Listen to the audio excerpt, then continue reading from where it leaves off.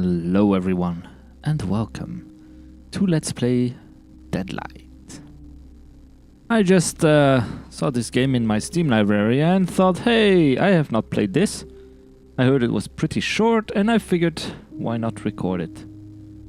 So here we go. I've played exactly 5 minutes of it, or 7 minutes or something. So I could not find a way to delete my save game, so we'll just go back into the first act and just restart it.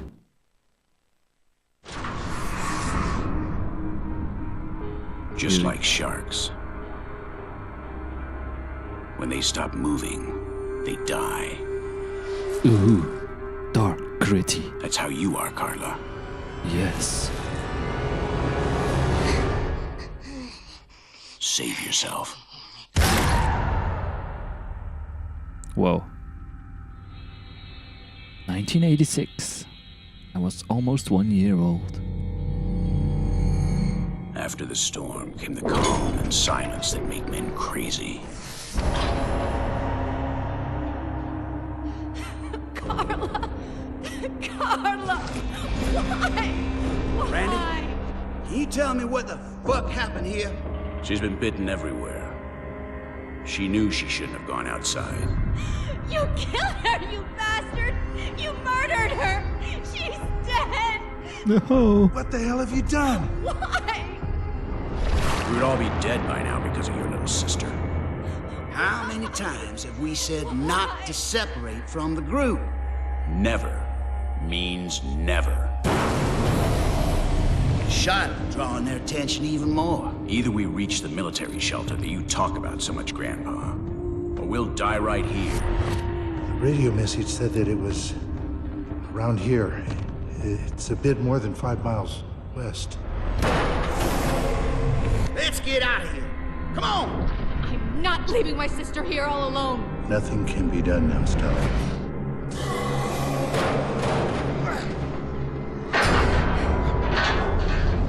Sam, Ben, Stella, get out of here. Get to the sea. I'll meet you. I've got to find my family. It's the only place they could have gone. Stay strong, Randy, and good luck. I know we'll find them. That day was not the beginning of anything, or the end of something. It was just one more day. A day like any other. The world was dying, and we were its survivors. Good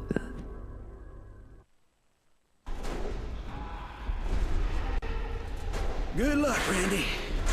So, we're here. This is my character. This is a 2D platforming game as far as I can tell. I really don't know much about it, other than it seemed cool. Collectibles can be accessed from Randall's memories. And not from here. Okay, jump up, climb up. So far this controls pretty well, that's good. Whoops. Okay, kick the door open and run. Oh, wait. Aha! You can't pass me. Now what? What's this?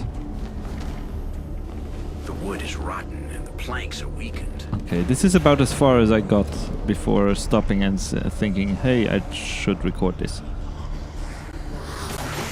Hey, don't be scary like that, monsters. I really like the style of this. That 2D, 3D mix is really... Safe Point must be the last stronghold in all the Pacific Northwest. Anybody alive must be trying to reach it. What was this? What is it? What did I do? Don't know. Okay, let's go. Whee! I would probably have died. Hold X to grab heavy objects. Okay, let's climb up there. There's probably something. The idea of a stranger. His name is R.T. Chase. Okay. Will that be important at some point? There's a blue meter. Oh. They're all falling down. Okay. Down, B, down, B. This controls a lot like a game called Flashback I used to play. Well, I played the demo of it a lot.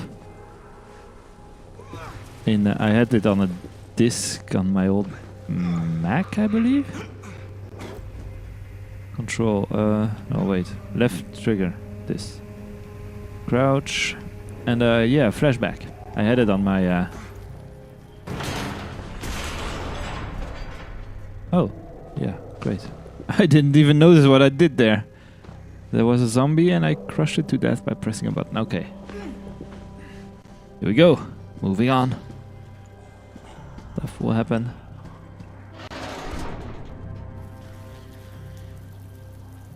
Now what? Here we go. Climbing up. This is looking very, very nice. I really like it. Yeah! Okay, good.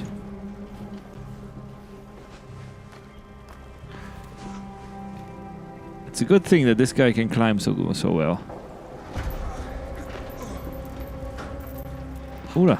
Oh! Yeah. Well done, guy.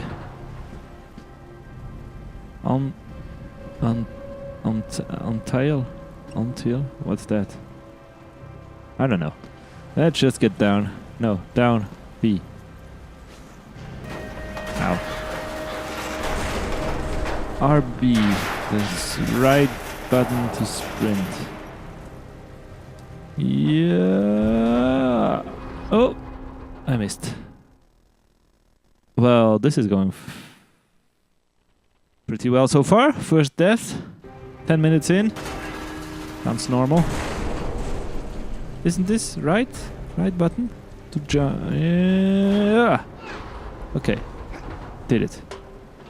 So far it's a tutorial, so we'll be fine. Ben and the others made it out. They deserve better than this world. Oh yeah. They got out. I didn't, apparently.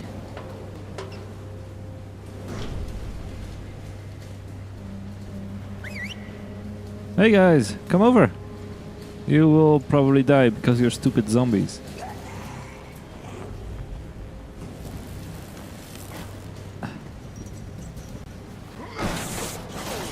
Okay, cut the power. And now climb up here. So far so good.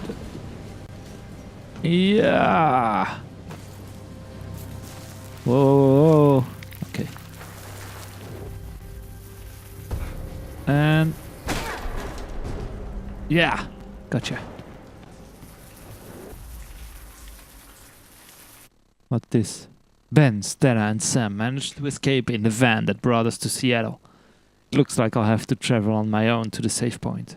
This maintenance tunnel should take me to the highway that will guide me into the city. 1985, May 15th.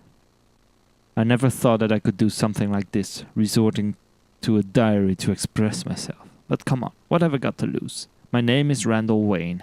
My friends call me Randy. However, I don't know many that call me that. A few days ago, I turned 33. I live in Hope, a small town in British Columbia. We are in a valley surrounded by nature, which is situated in the southwest of this great country called Canada. Here we have everything we need to be happy. If you compare my town to other cities, they're garbage. If I speak about those cities that I see on TV, Hope always seems the best place in the world for a man like me.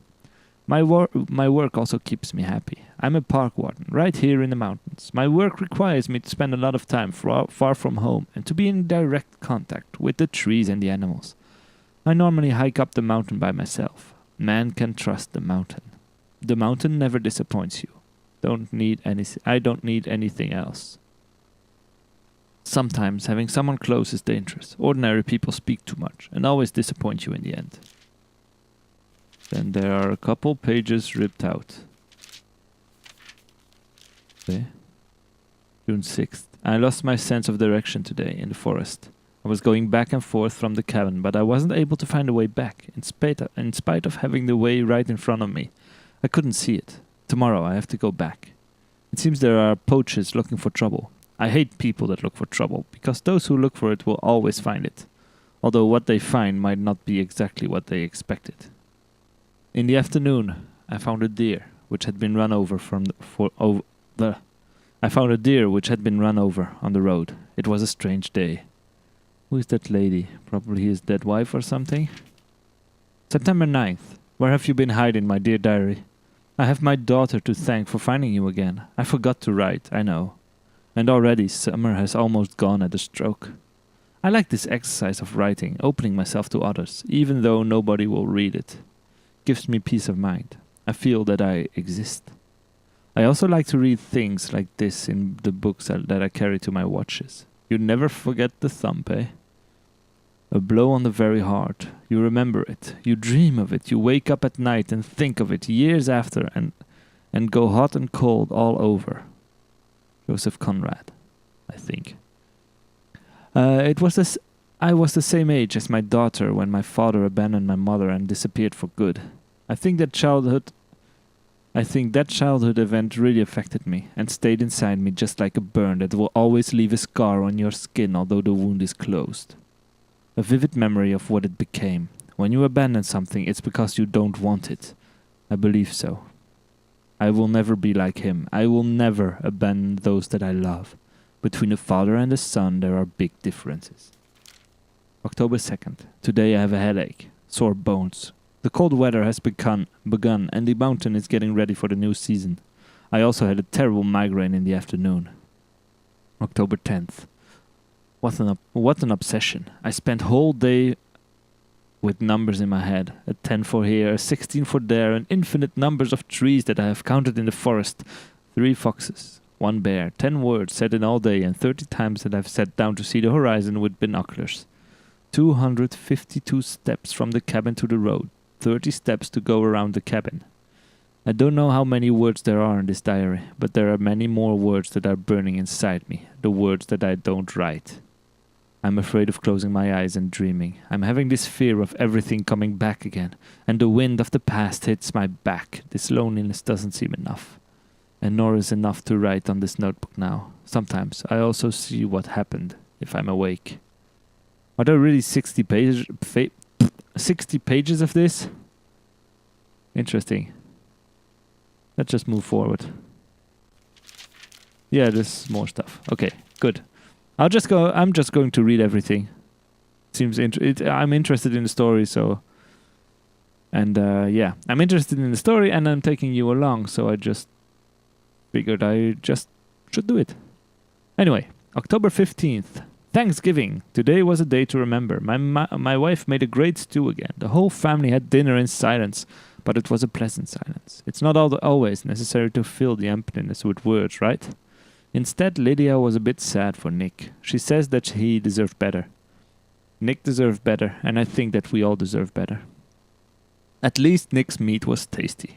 Typical of kids, the way they insist on personifying the world around them and giving names to everything that they find. I had to break Nick's neck myself with my bare hands. It's not that I'm a coward, but I don't like killing animals with my hands, even less so when it's got a human name. In my job, sometimes I have to sacrifice animals that are sick or that pose a danger to others.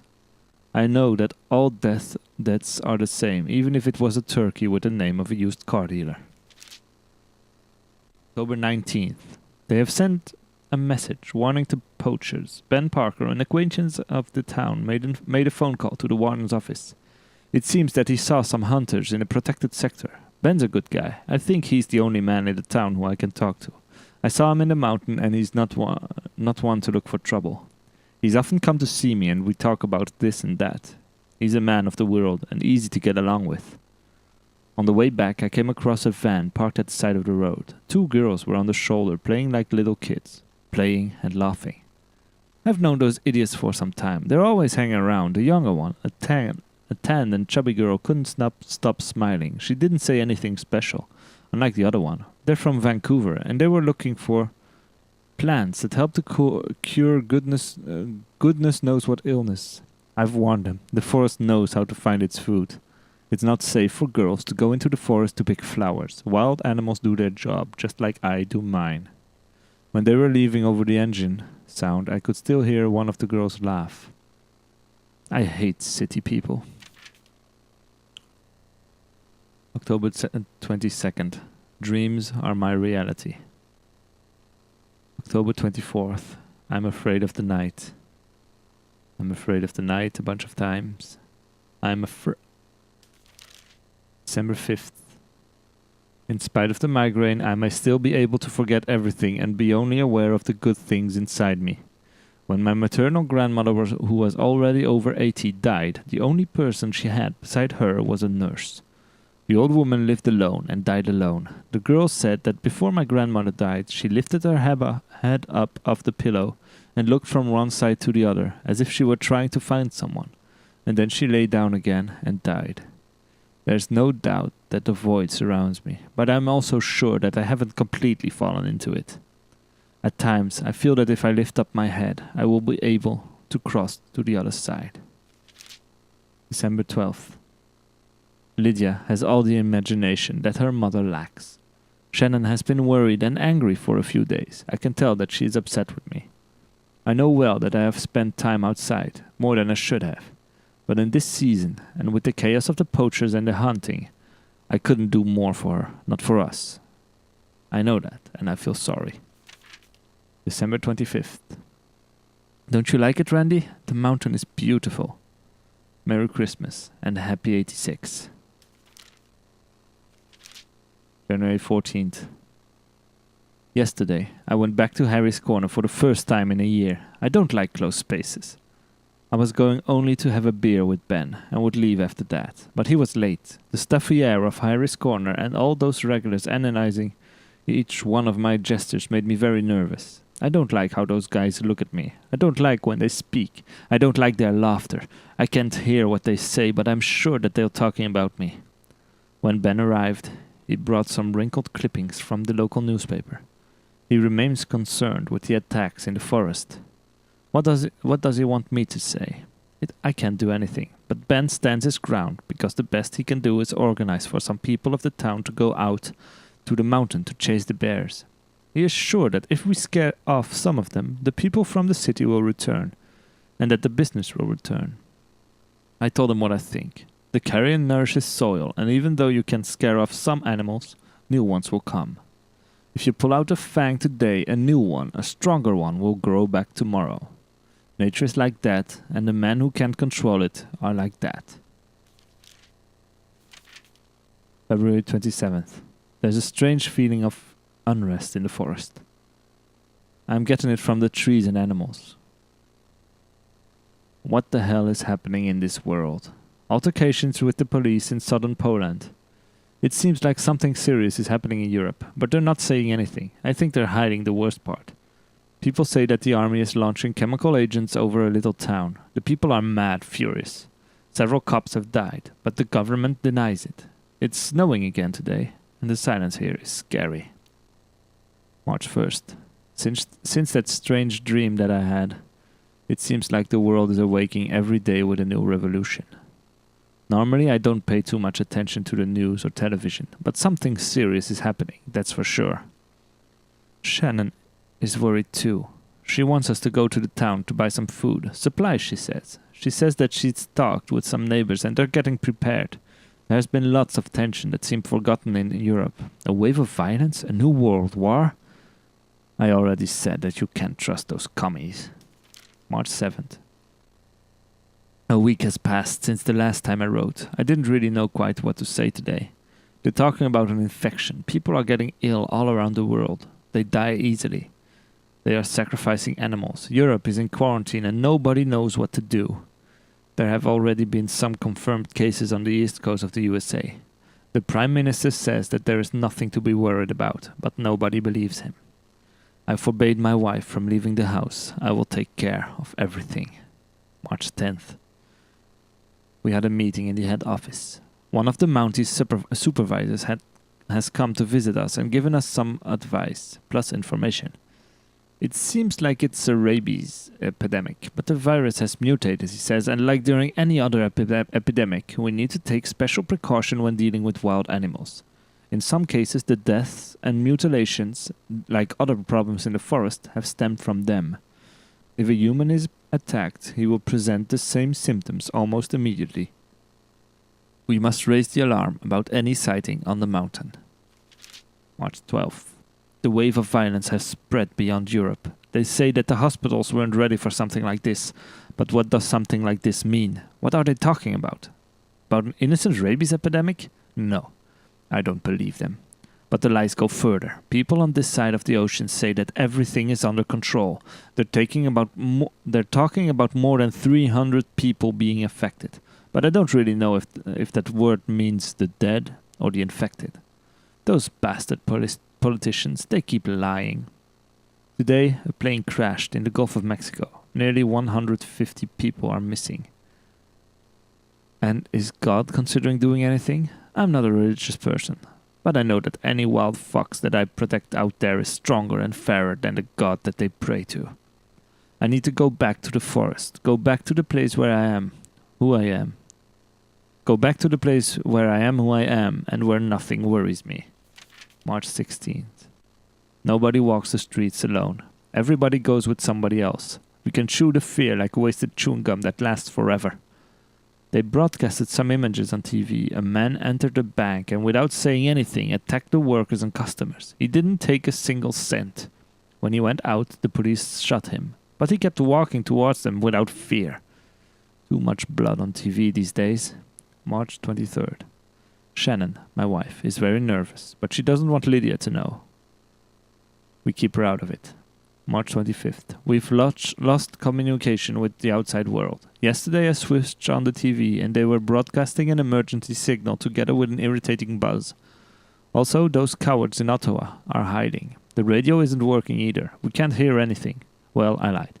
The local station is working, but they keep putting music on all day long. Nobody speaks. Nobody tells us anything. There's a heavy silence.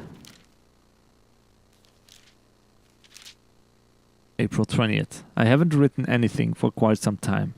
Our town was overrun. I fought with Ben and the other men, but our barricades were useless and there was no stopping them. When I got back to the house, Shannon and Lydia had gone, just like everyone else. There had been a mass exodus from the town of Hope. Parker and I followed, and since then we haven't separated even to answer the call of nature. We walked through the forest, fleeing the catastrophe, channeling our remorse, until we reached Vancouver. We thought that in a big city things would be better. We thought that in a big city things would be better. That we'd find our people. How naive we were. Oh, there's a letter missing. Well, whatever. How naive we were. Vancouver is unrecognizable. There is no food, no fuel, no hope. We ran away, taking shelter like animals, barely sleeping. There are hundreds of these things everywhere. Shadows. That's what they've called them since it started. Shadows that live in the darkness, that once had human form, that once belonged to men. Shadows of a life that has ended. Their sinister wails torment us night after night. I think of Shannon and Lydia every second. They're out there somewhere, frightened and on the run. Talk about looking for a needle in a haystack. I miss them so much. April 30th. Today, Parker and I discovered a group of survivors. They had been hiding since the city collapsed more than a month ago. Like in Hope, they no longer have water and food. They are scared. They drift around the city suburbs, and for a moment they were about to kill Ben and me. The group is composed of 2 adult males and 2 women. They are armed. One of the men is a cop, but he's very old. The other seems like he's never shot a gun in his life. He looks like a university professor. Redhead, skinny, cannon fodder. The women are twins, young. They are a reflection of each other. It seems that they're not related to the men, but I don't know why the men have been protecting them for such a long time. The old man says that he heard a message on the radio from a crashed police car. The message talks about a city on the other side of the border. He wants us to go south. He already talks about us as if we were a group. We, he says, we must help each other, he says. Ben thinks that it's the best. To all go together, a group, a herd. Tomorrow we'll head to Seattle. There's a talk of a safe point, a migration. Shannon, Lydia, they're somewhere on that road. May 14th. Surviving is not child's play, particularly when darkness falls. Nights repeat themselves and our travels never begin. We travel slowly, stealing fuel from abandoned cars. Sometimes we come across the shadows, other times we must confront them. You must shoot them in the head, that's all. This is the only advice that God gives us to survive his apocalypse of the dead that wake up and walk. But if it's true that they are not alive, how do they need to feed on us? Now, the nightmare doesn't end at sunrise. We woke up at dawn in an abandoned barn next to the survivor group from Seattle. Together with Ben. The twins were not sleeping this time. No, instead they were screaming. They were screaming outside. The university professor was outside for his watch. The university professor had been attacked while he was watching over us.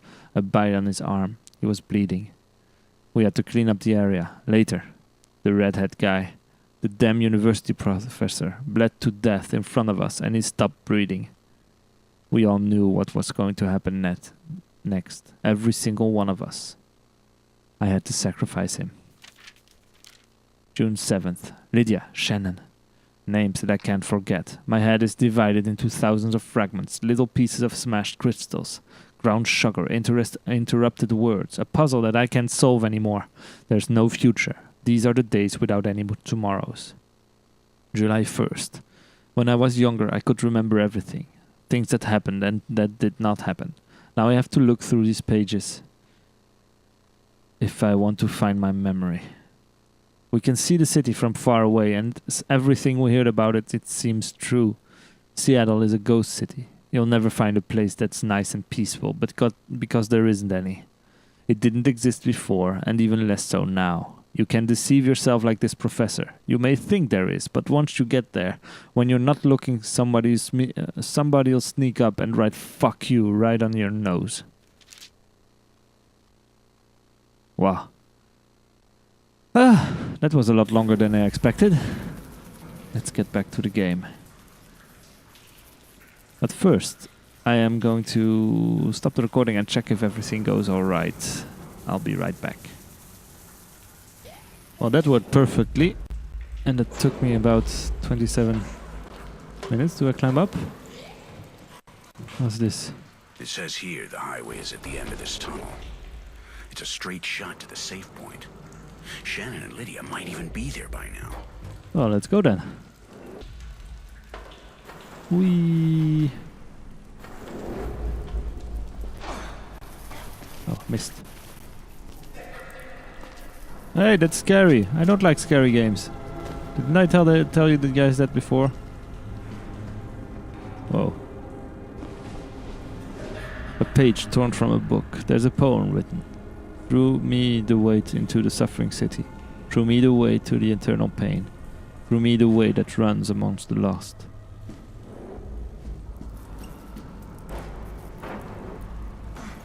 Randall cannot swim. Avoid deep waters. Okay. So, puzzle time. Run!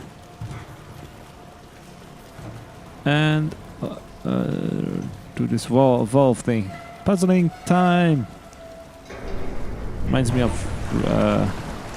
Limbo slightly. No, go down. Go down. Yes. No. B. Okay. Okay, in the water you are much slower. Avoid zombies in the water. Avoid zombies anyhow, I think. Up. Okay.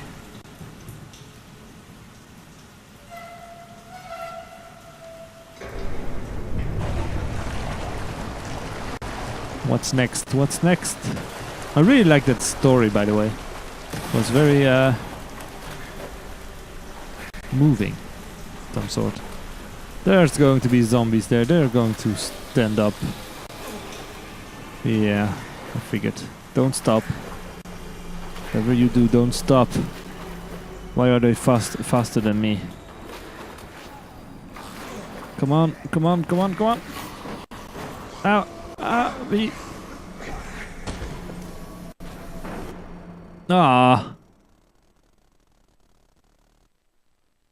Can I sprint on the water? I'm not sure.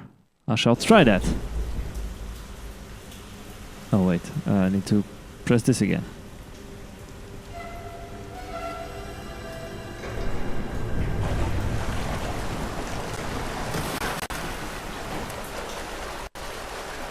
Come on, sprint, sprint, sprint. Move faster, move faster. Don't let them get ya. I'm titanium. Don't know why that stupid song is stuck in my head. Okay.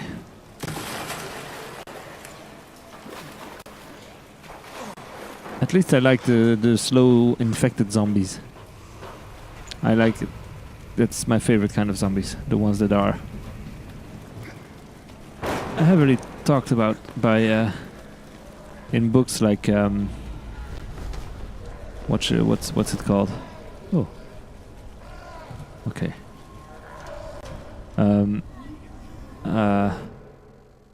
What am I trying to say?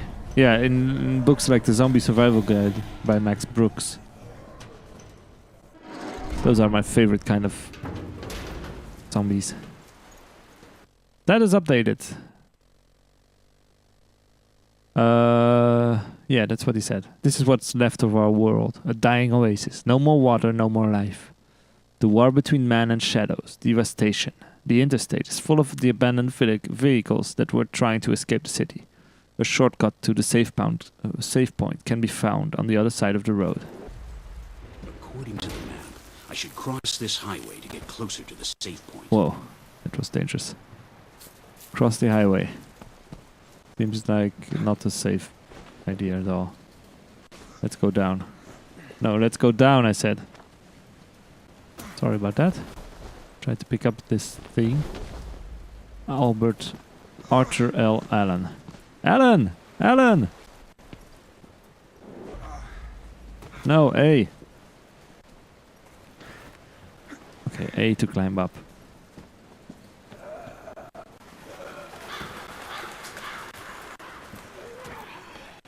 Oh, this is creepy. This is it. Ow.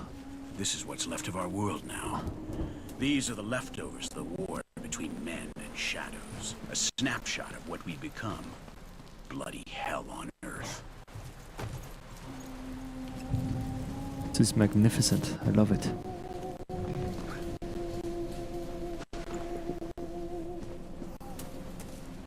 I never said, I don't think I've ever said that I really, really loved the first season of the Walking Dead Telltale series. This feels quite similar. Another one of those damned government pamphlets. Quarantine. All the warnings in the world couldn't save them.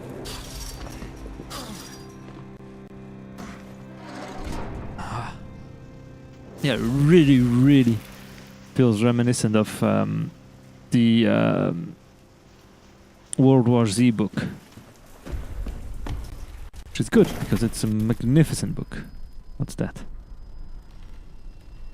Am I stuck down here? Whoa!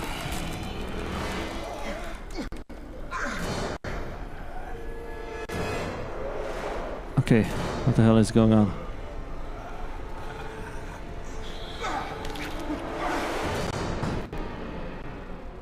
Okay, get down.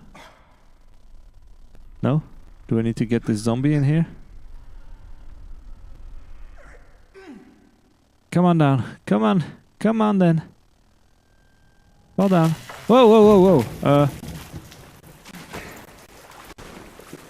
Okay. So far so good. Now what? Climbing up here. Okay. Status updated. Cell's junkyard. I'm struggling to survive encounters with these shadows. I'm lucky to be alive, but deep inside of me I feel dread. Where are my girls? My wife Shannon, my daughter Lydia. Will I ever see them again? I've got to find my friends and my girls. I've got to.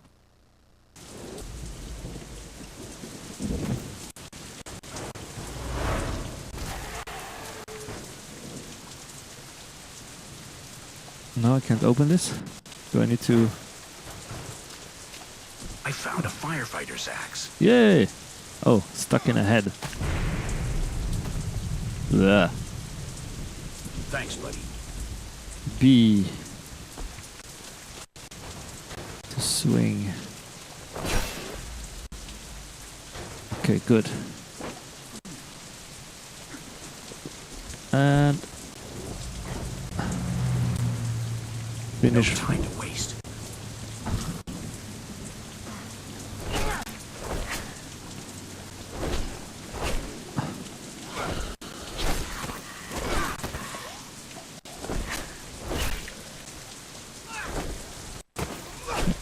What's this all about? Oh, I'm tired. That's a mechanic I remember from I'm Alive. Which is, this game is also quite reminiscent of. Okay, now what? What do we do here? I can climb up. Okay, wait. Let me just do this and then... Yes. Oh!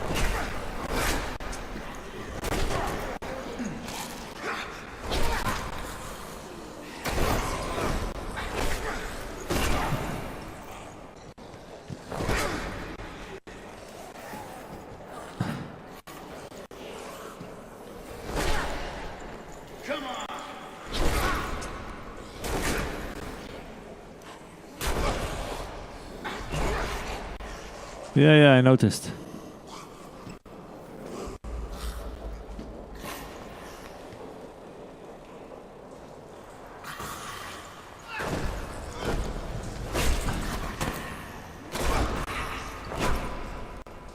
Okay, good. These are down. Can I pick something up here? No. Okay. Just climb up this ladder. Break planks. What planks? Oh, on the other side. Okay, good. Run, run, run. Damn storm. Damn storm. I should maybe turn down the graphics a little bit. My computer is not agreeing with me. Lydia? No, I must be tired. My mind is wandering. Okay. No, that's not the right button. Last page of my diary.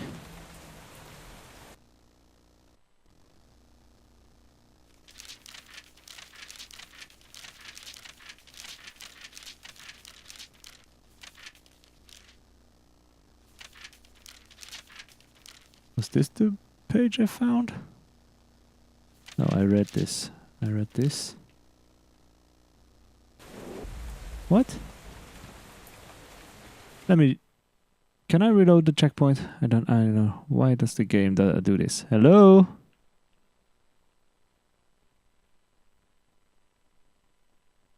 Okay, I hope it's not crashed, because that would be annoying.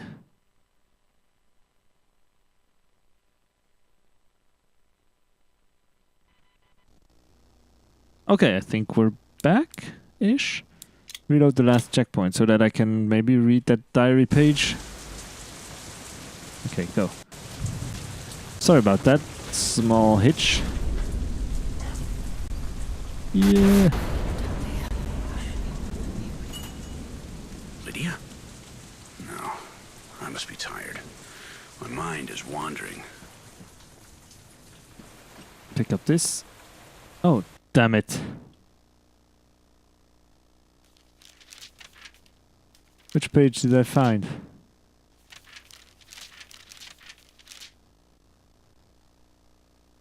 Oh, okay. March 26th. A dance of helicopters all morning. Shit, it's there again. It's the same one that has spent the night flying through the valley. It looks like the military is finally getting involved in the problem. They are emitting a message. The local population has to go to the aerodrome. In the afternoon, There's no time, they say. It seems that the army will take us to a secure area. So the city is no longer secure?